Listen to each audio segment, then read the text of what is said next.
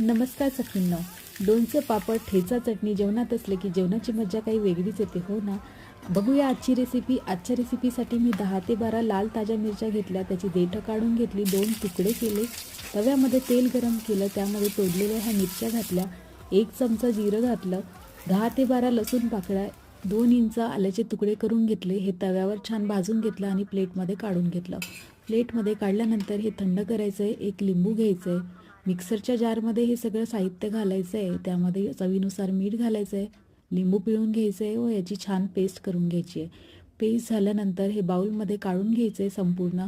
बाउलमध्ये काढल्यानंतर एक तडका कढईमध्ये तेल घालायचं आहे, जिरं अर्धा चमचा, मोहरी अर्धा चमचा घालायचं आहे आणि हा तडका तयार करून घ्यायचा आहे. हा ठेचा तडक्यावर घालून ठेचा थंड करून घ्यायचा आहे. काचेच्या बरणीमध्ये हा ठेचा ट्रान्सफर करायचा आहे. 5 ते 6 दिवस हा फ्रीजमध्ये चांगला राहतो आणि तुम्ही त्याचा आनंद घेऊ शकता. एकदा नक्कीच ट्राय करा हा लाल ठेचा.